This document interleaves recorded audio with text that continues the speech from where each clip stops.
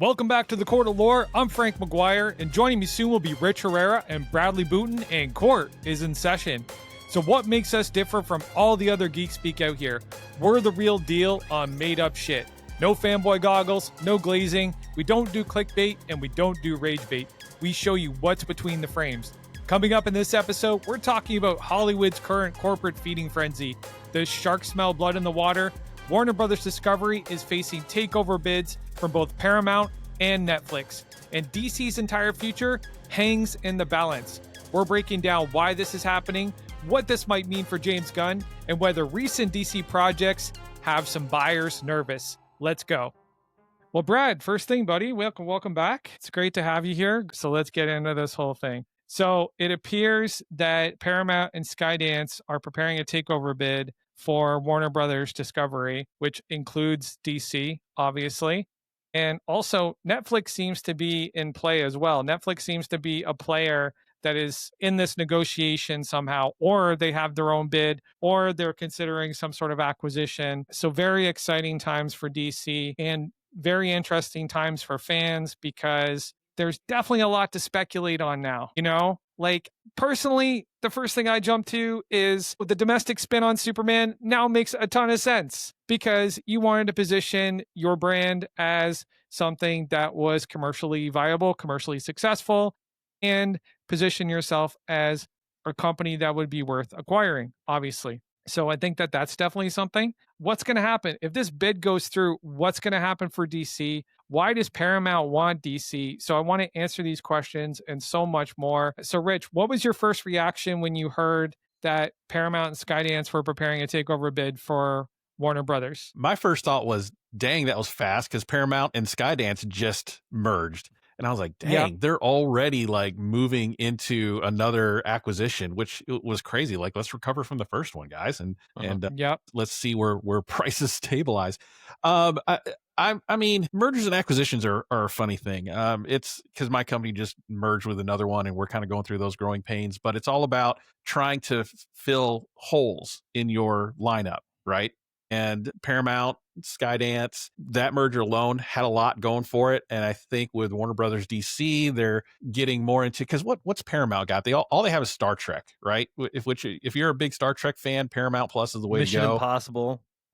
Yeah, the Mission Impossible series. Mission Impossible, yep. They're they're kind of light on the broader sci-fi, which DC can bring them with the Star Trek, with the Harry Potter series, or Warner Brothers with Harry Potter, with DC and all of that. So that's filling that hole. Also, all the reality TV shows that Warner Brothers brings. And again, the thing I was thinking, didn't HBO Max just acquire? You mean Discovery? Or Discovery Plus. Discovery brings. Yeah, right. The Discovery Plus part of Warner, because my God, I can't even keep up with them. So HBO bought out Warner Discovery, which Warner Discovery bought out Warner Brothers bought Discovery, which then got conglomerated into HBO Max, and which I thought was a pretty good merger because I like HBO's prestige TV. My wife likes the trashy reality TV. We can get all in one place. It's like cable all over again. It's like full circle, man.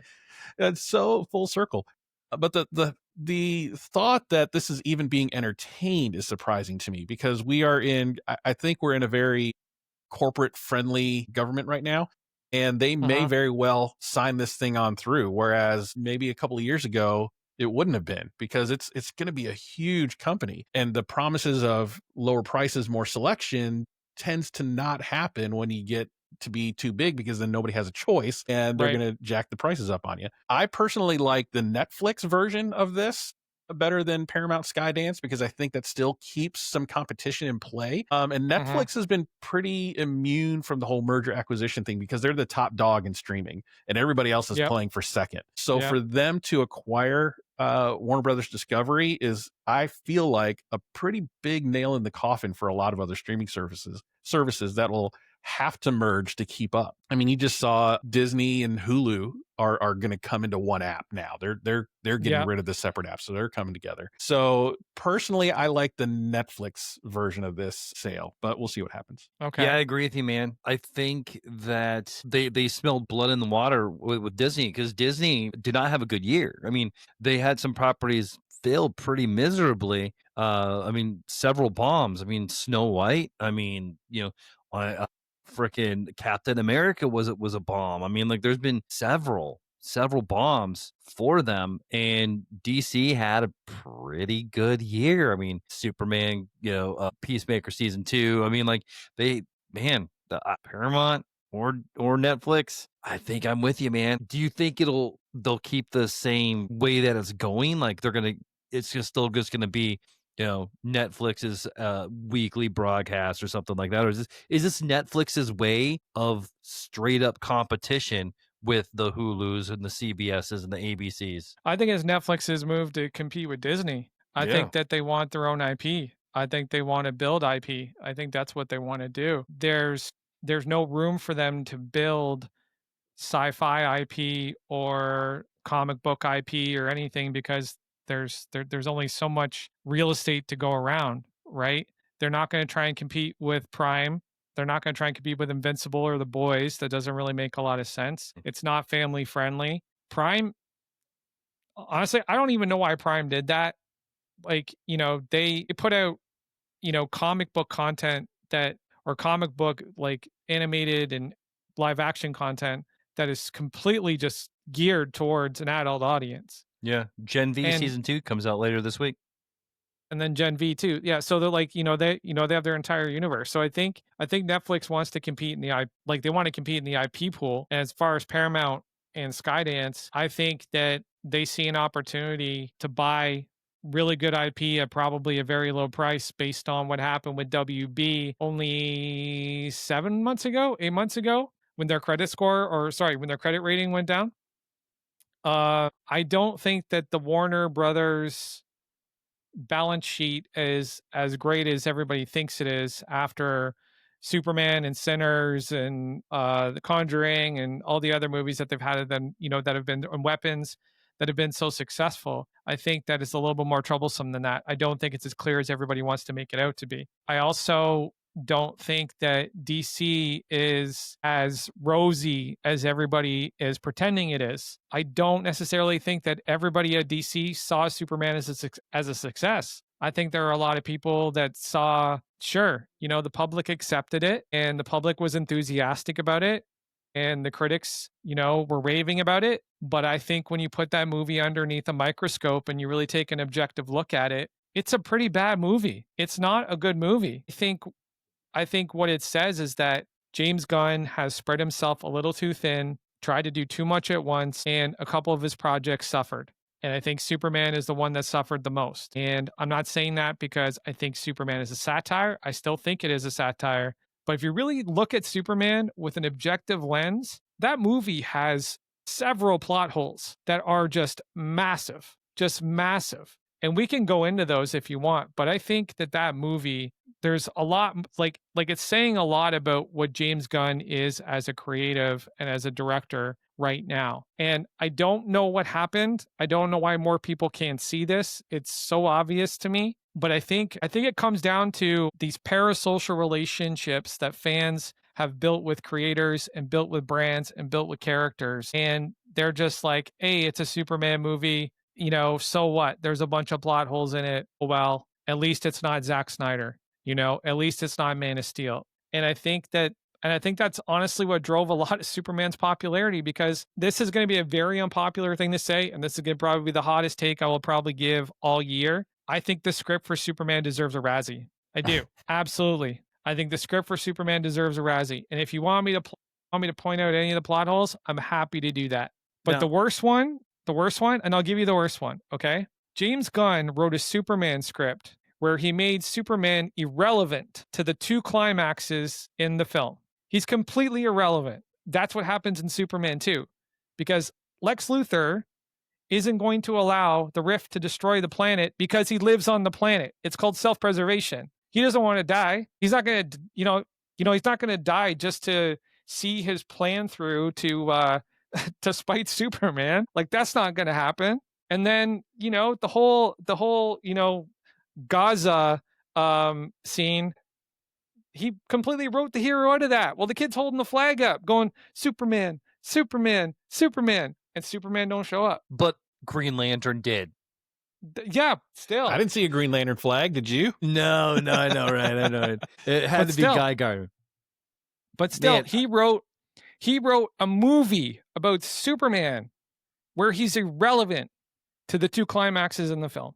And if I was a WB executive, I would have been beside myself watching that. I would have been beside myself. I'd been like, how? Like, why? Like you have to explain this. And the only way that I can is that James's intention to self-author in this project was so strong that it just created blinders, and he didn't even see it. He didn't even see it. He didn't even see that he was making Superman irrelevant. He just wanted to get to the part with the speech because that was his therapy for all the shit that he's been through. That's my theory. Yeah, man, and I mean, I got a different take on it as well, but I don't disagree with you. Actually, I really, really loved the movie, and from the first trailers, you can go back and listen to the podcast. You can go back and listen to me one. I was right with you. I was like, okay, and it even took me a little ways into this one. I feel like this is a different kind of good movie. Like, yes, there is plot holes pretty much all over the place. There are dimension size plot holes.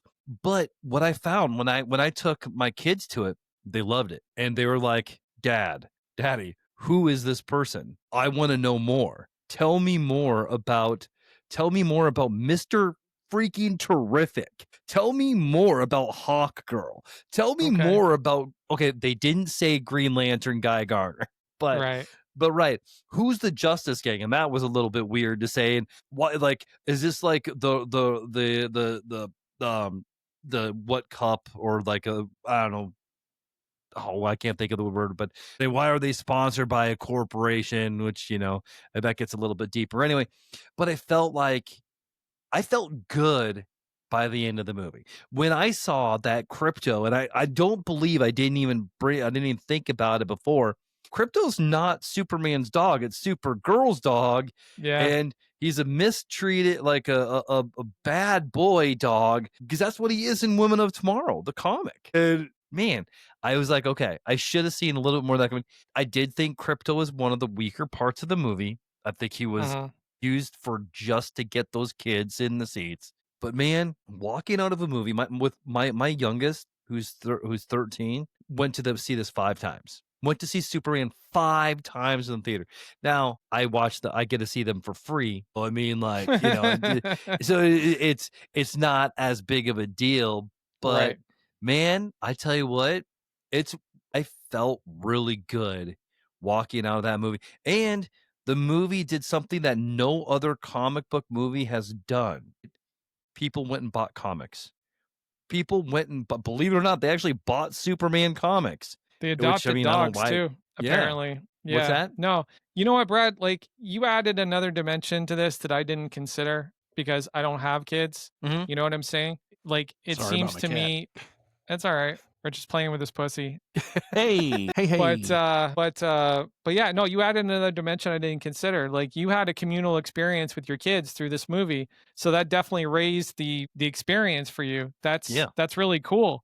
And I bet there are a lot of dads out there that had a similar experience, and maybe that's why they're not as, I don't know, what's the word I'm looking for? I'm not angry. I'm just like, what? Like, sort of perplexed, like that's my angle. Like, that's my experience with the film. But maybe if I did have a bunch of kids, who knows? So maybe there's a bunch of other dads like you that had a similar experience. I know that, like, if you listen to our Superman review, Rich had basically changed his mind by the time that we got to the end because of what I was saying. And I didn't even bring up this point in our Superman review. This is something that I've watched it a couple of times since, and I'm like, wait a second, what the hell? But anyways, Rich, we haven't heard your feedback on what I was saying. Yeah, so Gunn had to do 2 things. He had to relaunch the DCU, make a profit.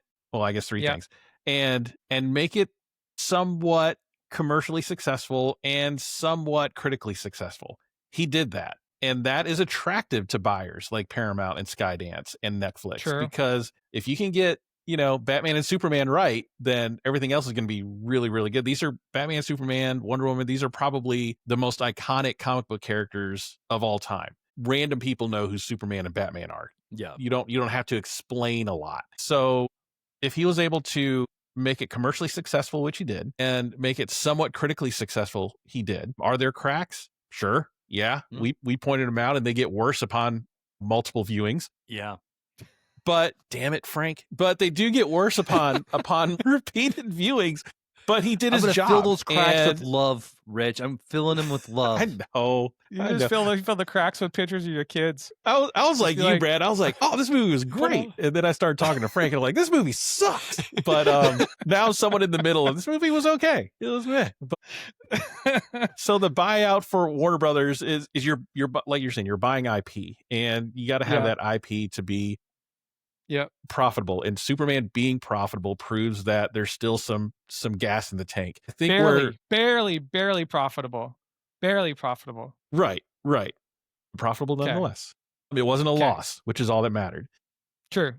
One thing that I think we got to watch for, though, is Peacemaker 2 goes straight from the events of Superman, and the tones could be no different. Like, imagine, Brad, your kids, right? They just got out of Superman. They're flipping through HBO Max, and they see this brightly colored Peacemaker, and they're like, "Daddy, can we watch Peacemaker?" And you forget to turn the parental blocks on, and there's a drug-fueled orgy right there, and that is very much not the tone of Superman. Yeah. And there's F-bombs flying all over the place. And so those are kind of those tonal shifts that, is this what we're going to expect out of the DCU going forward? And how will a Paramount or a Netflix do it? What will they do with that?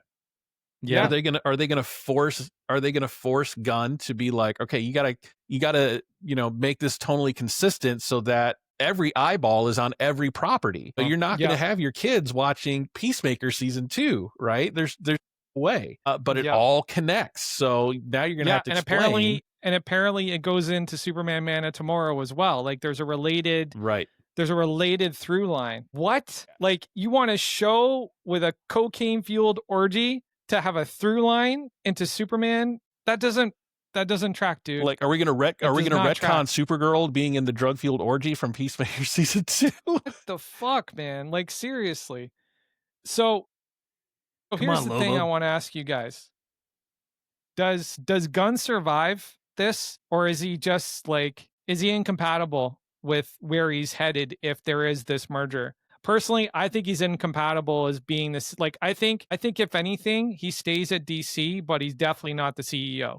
I don't see that happening because, like I said, I think one of the things that is going to become incredibly apparent is how much of James Gunn has gone into DC on the whole, right? I don't think that they're okay that most of these projects have been largely vanity, to a degree, right? Like James Gunn is in the opening credits of Creature Commandos. He's also putting his dog into the movie. Like, I don't know, man. Like if I'm the company acquiring DC, that's going to make me a little bit nervous. And there's definitely going to be something in the contract that says we need a restructuring. Like if we take this, it's a full restructure deal. Like all the contracts are void. We pick who we want to bring in and that's it. That's the way that we do it. And that's how I see it happening. And it was really good that you brought up tone, Rich, because we ended our Hollywood episode talking about the tone of DC. Like, is it going to be consistent or is it going to have this sort of variable approach, which we've consistently seen? But if we go to Paramount, if under Skydance, my guess would be is that they want it for some sort of more general, sort of family oriented kind of approach. And the same thing for Netflix. Right? I don't think that they want to go with F-bomb and drug orgy DC. I don't think that they're down with that. I don't think that the other group is down with that either. I think if anything, they want to consolidate the tone of DC and do what Marvel so successfully did, but with DC. And what I believe Zack Snyder successfully did with DC, which was have this sort of grittier, sort of more hyper-realistic tone to it. And then also you got to consider Zach has a great relationship with Netflix. Thoughts on tone? Thoughts on what I just said? Well, I mean, clearly season 2 Peacemaker answers the tone question. I think everything's going to kind of be its own thing, at least for the TV shows. I think for the movies, you're going to have a consistent PG-13 tone. Clayface, we're still kind of seeing what that's going to be about. Oh, they said it's going to be R. Is it? Okay. Yeah, Yeah, they did say- it's yeah, they gonna did say it's be gonna an be R body horror movie. All right. Well, I mean, yeah, we'll see how hard R it is, though. We're Mhm. talking, what do you call it? Final Destination R. That's pretty tame. I mean, all Yeah. things Yeah. considered. It's just going to be what. To answer your first question about does Gunn stay on, I think he does. I mean, for a while anyway, because he turned a profit, made Superman commercially and critically successful, and Okay. so far, you stick with what you know, and you stick with what's proven to work until it doesn't. I mean, all these corporations care about money, and as soon as you stop printing money is when a direction change is going to happen. So you kind of look at the Marvel side of things. It's starting to get to that point now. It's been a little top heavy for a minute, and we're starting to see the money faucet starting to turn off a little bit. And you saw the changes happen. You're like, hey, we're bringing Robert Downey Jr. back. Hey, we're bringing the Russo brothers back. We're bringing back people that have put butts Made the in money. seats and have put money in pockets. Right? They tried to experiment a little bit. The market answered, and here we are with the Russos and Robert Downey Jr. And from what I heard, Chris Evans playing 3 different Captain Americas and a Hydra Captain America. So it's all over the place. The market somewhat dictates a lot of these answers. And as soon as if Clayface, I think if Clayface and Supergirl flop, then you will see a change in regime for sure. But if he continues his, kind of not so steep upward trajectory, but still upward trajectory all the same, then Gunn stays on. Simple as that. Yeah, I agree with you, Rich, man. I think that because they came out with this right after the Superman is digitally, you can buy it on digital, you can do all that. So that's when all this kind of came forward. So they're buying James Gunn. They want James Gunn. And so I think that it's gonna be the next couple projects that it's going to be, if super important. And so I think Supergirl, I think there's a lot running on Supergirl. And I think they have a Batman in their back pocket.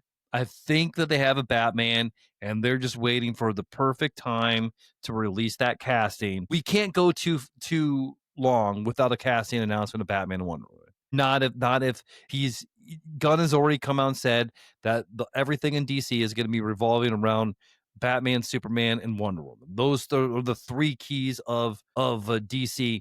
And so the difference between DC's longevity and Marvel's longevity, if DC is done right, they got a lot better known B characters, C characters than Marvel does. Marvel struck lightning when they had with Iron Man, but Iron Man was a B- character. But I mean, B characters over in DC's like people like Zatanna. You want to go?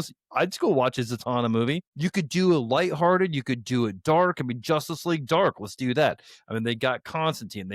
There's all those little sects. They can Swamp Thing. I mean, like all these different areas that they can go to that do hit that horror. I mean, because it makes sense for a Clayface to be a horror. It makes sense for a horror Swamp Thing, especially if you want to follow Alan Moore. But right. They have more characters that are recognizable, which is going to give them more longevity than Marvel. I mean, because Marvel's tried. Do we really care about Sam Wilson, Captain America? I mean, do we care? Yeah. I care. And he's good, but I mean, I really like Sam Wilson. I don't know what everybody's fucking problem is with Sam Wilson. Seriously, it's like people's problem with Chris Pratt in the real world. I don't fucking get it. It doesn't make any sense to me. Chris Pratt is a Christian. He prays. Yeah, cool. What? Why? Who cares? He's just not obnoxious about it like Kevin Sorbo is. Marvel has Hercules. That's the bottom line. That's the bottom line. That's a good point. Marvel already has their Hercules. Yeah. Well, listen, I got to play devil's advocate a little bit more on the James Gunn question. Okay. Because the fandom isn't as united as everybody thought it would be. Let's be real here. Is it just, and here's the question, and you guys can tell me what you think the answer is, and I'll tell you what my answer is. Is it just the Zack Snyder cohort that will not come into the tent, or are there other DC fans that are just not feeling this version of DC? I think it's both. I don't think that you can just say that it's just the Zack Snyder people, because if it was just the Zack Snyder people, then it's not really that big of an issue, because there's not really much you can do to change their minds beside announcing that Zack Snyder is taking over DC, right? So, but I think that there are other fans that weren't happy with Superman. They weren't happy with a number of projects. I think a lot of people still have a bad taste in their mouth from The Flash and from Blue Beetle, etc. And I just think that there is a lot of fans that really like DC, read DC comics, play DC video games, talk about DC online, and they're just not embracing this new DC. I definitely see that because I see chatter on Twitter from people that don't appear to be, the prototypical Zack Snyder type of fan, occultist, whatever the hell you want to call them. And they're just normies. They're just normie DC fans and they just didn't like what's going down. And I think, like I said, if I'm the guy that's at the head of this merger, I want a path where I can get everybody into the tent. I want a path that I can get everybody into the tent. And if I feel like that there's something within the current recipe that is alienating fans, then I need to get that out of my recipe. Okay. I see your points, but I think that one thing that all those normies are waiting for, and that's Batman. I mean, I think Batman will be the litmus test on this. Because yes, I'm not a huge Superman fan. I think Superman is way overpowered. It was actually one of the better parts I liked about the Superman movie is because they did. I mean, it was stupid. Did it make sense? No. But one of my biggest complaints of Superman is he's always overpowered, and they didn't do that. But I think that it's going to take the right Batman movie to bring them together. That's actually a strong point because if it is a great Batman movie, Batman is strong enough to consolidate DC entirely. Because let's face it, Batman has more mainstream crossover ability than Superman does. That's just always how it's been. Batman is that character that can just cross over and reach more people. It's a superpower. Superman has always had this sort of polarizing effect where people are like, he's too nice, he's too much of a Boy Scout, he's too moral, there's no complication, there's no complexity in him. Like he's just, a lot of people just see him as boring, right? So, Rich, what do you think? Yeah, I feel like Gunn's painting himself to the corner with this whole Batman thing because Matt Reeves' the Batman 2 is going to happen. And we already know that Gunn said this is not his Batman, but he's still going to let this movie go. And he's got to come up with his own Batman. The comparisons are going to be completely unavoidable. And you're going to find yourself in a Snyder versus Gunn again, except it's going to be Reeves versus Gunn. And that's a no-win situation. He tells Matt Reeves he shelves the Batman 2. And Gunn doesn't look good there. He lets it go, and Gunn's Batman is worse. It's going to be bad there. So Batman is to the DCU as the X-Men are to the MCU. That's the one movie they got to get right. Perfect. It's the one movie they got to get right. Totally agree. And with Gunn saying he's read the Batman 2 script and liked it, what do you do with that? Like, do you retcon and make the Batman canon to DCU? I would. I would just say he's always been there, right? And he retconned the Justice League into the Justice Gang in Peacemaker season 2. So he has that ability to do that. I probably, because people love the Batman. I love the Batman. I thought it was a great movie. And then, the Penguin had its own spin-off show that was equally good. So you have this whole Elseworld corner of the universe. Why don't you just open your arms and let him in and do that? Because your Gunn's going to come out a loser unless he knocks it out of the park with his Batman that completely overshadows Reeves' Batman. He's going to lose. And if it loses money, then Gunn's going to go too. And then maybe they plug in Matt Reeves to finish off the DCU. Who knows? Well, remember the earliest rumors about the Batman Brave and the Bold was it was going to be Machete. He was going to be the guy. I don't know if that's still currently the situation. He was photographed at the Emmys with Saffron and a couple of other DC people, I think Gunn's wife. So maybe he is still a part of the project. Who knows? Honestly, I like what he did with The Flash. I'm not a Flash hater. The Flash could have been better. I think the script was very strong. So I would invite another screenwriting project for Christina Hodson. I think that she would do really well with it. Batman, he definitely has to get Batman right. Yeah, so other than Lanterns, there's not really a lot of DC projects I'm excited for. I think I'm excited to see Jason Momoa as Lobo. That is definitely high up on my list. He's going to get a show. Yep. Yeah, he's awesome. He's just a presence. He's a presence wherever he goes. It doesn't matter what project you put him into. He's just a presence, and he's great. and Lobo's an amazing character. I'm just looking forward to how he's going to bring him to life, whether it's going to be completely practical effects or whether it's going to be a CGI mix thing. I hope it's a CGI mix thing. I want him to be like Thanos, like the same way they did for Josh Brolin with Thanos. That's what I want to see, because Lobo is supposed to be huge. He's supposed to be like this giant alien, right? And I want to see them lean into the alien stuff for the first time, like entirely, like lean into it completely, because they totally abandoned it with Starfire, and it just makes Starfire fall flat. Like, give her the orange skin. Yeah. Yes, I know she's an African American actress, but she can have orange skin and it'll still look awesome. Just do it. It'll look amazing. Let's just go for it. But anyways, I want them to lean into the alien stuff, and I hope that they do that. So beyond Lanterns, beyond Supergirl, beyond Lobo, there's not really a lot of Batman projects I'm excited for. I think the Robins project sounds pretty stupid, if you ask me, because I think that there's a lot of narrative value in the succession of Dick Grayson and Jason Todd, like the way that they've kind of followed each other, and now they're going to bring them together where they're meeting at the same time and fighting with each other or side by side with each other. I think that's really just dumb. It doesn't really appeal to me all that much. I don't know how you guys feel about it. But yeah, what DC, like what future DC projects are you guys excited about? Man, I'm really excited Lanterns for me, yeah. For Lanterns. Lanterns I think is going to be my favorite thing coming out. Okay. Like, I think it's 2027 or 2026? It's supposed to be this year, isn't it? Or is next it? year? Sorry, next year. It might be. I think it's early next year. Yeah. Because and here, let me look up on IMDb. Rich, why are you excited for Lanterns so much? Like, what is it about Lanterns? I think the True Detective angle on it is going to be really interesting, because True Detective is Love something True else. Detective. Mm-hmm. Something else. So, and then you throw Guy Gardner in there as being a part of it. Will he be a regular? Will he be a cameo? Who knows? But I love the angle of Green Lanterns as a cop procedural, because that's what they are. They're space cops. Yeah, space cops. You know, I'm a sucker for procedurals. I love the CSIs. I love all those, type of procedurals. So seeing Green Lanterns as that, solving a crime of the week in some far out reaches of space that has some sort of implication to the greater DCU is going to be really, really cool. And I'm looking forward to seeing that. I love Kyle Chandler. I think he's a great actor, and seeing him as Hal Jordan, I didn't picture it at first, but seeing the set pics, I'm like, that's Hal Jordan. I mean, he looks the part. So it's going to be really, really cool. I can't remember the actor's name playing Jon Stewart, but he's great too. Aaron Pierre. Aaron Pierre. I'm looking at the cast list actually right now.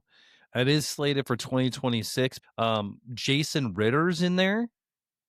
Orna Jaga, Nathan, I don't know, but the one that's just stuck out to me is Ulrich Jason Thompson. Ritter. Jason Ritter? Yeah, Jason Ritter is playing Billy Mackin, I guess.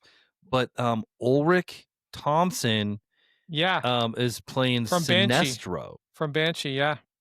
Yeah. So, and I'm looking at him and I see it. Yeah, he definitely has a Sinestro vibe. If you give him the pencil mustache, he's gonna look like Sinestro for sure. He's definitely gonna look like Sinestro. Rich, you mentioned the whole space thing. Are you gonna be disappointed if it's a completely Earthbound story? No, because that's the region of space they cover. 2014. So, I mean, I'm cool with that. Right, but if they never go to Oa, or they never like actual touch outer space, like if it's never a setting for the show, would you be disappointed, or would you care? I would be disappointed if they didn't go to Oa. I mean, it's at least Oa. I mean, it's such a big part of the Green Lantern lore. You got to have Oa in there. You got to see a Guardian in there. You can't not have Oa. So yeah, if they were just, I don't know, but in media res is getting popular nowadays with Fantastic Four and Superman kind of starting in the middle of their journey. They might mention Oa off screen and we may never see it. Depends on the budget. Depends on the budget, right? I mean, do we have enough budget to make an Oa? We'll see. But yeah, I would be disappointed if they didn't show at least one Guardian and Oa.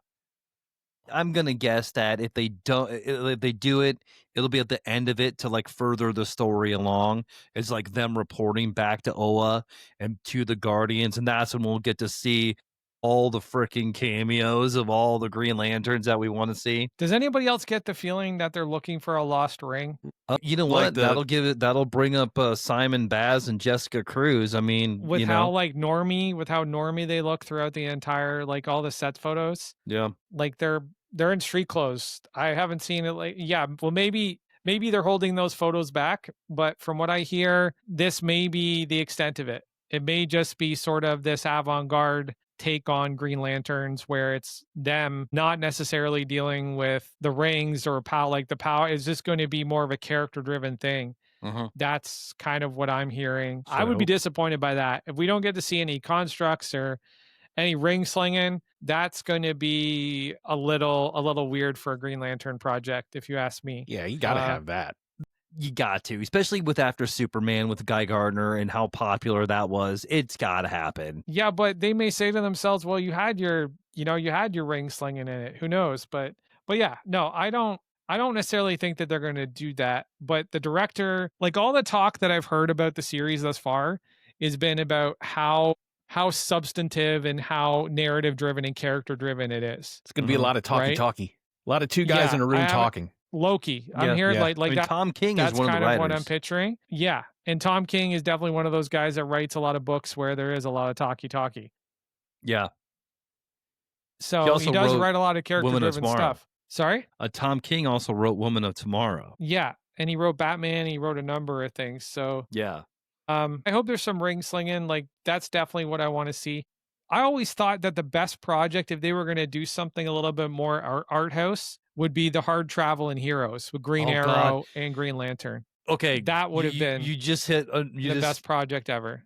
Absolutely. I am a huge Green Arrow fan. Yes, Hard Traveling Heroes would be amazing. That would be awesome. Just like on Marvel side, I want Heroes for Hire. Because they could have them going across the U.S. right now, like during this very divisive and very, with all this tension, this political and social tension, and really be able to tell some incredible stories the same way that Denny O'Neil did with Adams, like through Hard Traveling Heroes. Like there's a lot of things that they could do. In Hard Traveling Heroes, they got into drug abuse, they got into racism, they got into a number of different issues. So, and the vibe that I get from Lanterns, from the photos that I've seen, John Stewart and Hal Jordan walking down a deserted road in his street clothes, it feels like something that is trying to sort of tap into that Hard Traveling Heroes kind of feel to it. Well, at the same time, we know that it's a cop story. So maybe it's sort of a hybridization of kind of the two ideas that the concepts or premises. But yeah, I'm excited for, but that's like really all I'm excited for. Like, I don't know why, man. Like DC is just, I don't know. It's just not hitting the buttons for me right now.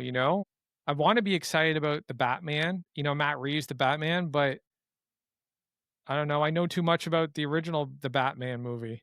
I've seen too much in the original Batman movie. Like, Rich, it's like, it's like we were talking about with the Red Hulk. You know what I mean? The whole surprise element of it. Imagine Matt Reeves that did the Batman and did it the long Halloween style and kept the killer secret instead of putting the killer right into the marketing. And they had like 7 characters in the story, like sort of a Knives Out approach, where you had to like follow along and be a part of the investigation and figure out who the killer was. Imagine that being the Batman. How much better would that have been than the Batman that we got? Yeah, it would have been good. I don't know. It puzzles me why they feel the need to reveal everything. Like, why do you got to put the killer in the marketing? Because he's the Riddler. The Riddler doesn't have a huge following. Like the Joker, I get that, right? Yeah. The Joker has his own mainstream following, but the Riddler and like a whole new costume, that really makes no sense to me. Yeah, but even on your point, being the fact that it's the Riddler, it's about you trying to figure out what the riddle is. They're not supposed to give you the answer to the riddle. You're supposed to figure that out. So your point, 100%. Yeah, but the riddles weren't even that great. They weren't even that challenging, Well, listen, guys, thank you so much for joining us for this episode of Court of Lore. We hope you enjoyed it. Check us out on all our socials at Court of Lore HQ. We're on YouTube, X, we're on TikTok, we're on Instagram. We've got a ton of content there, a lot of social clips, and those are our receipts. If you are in doubt about whether you should come back for this show, check out those clips. You will see our receipts, and I guarantee you will be back here for the next episode. Thank you so much. Court is adjourned. I'm Frank McGuire. I'm Rich Herrera. I'm Bradley Butin. Peace.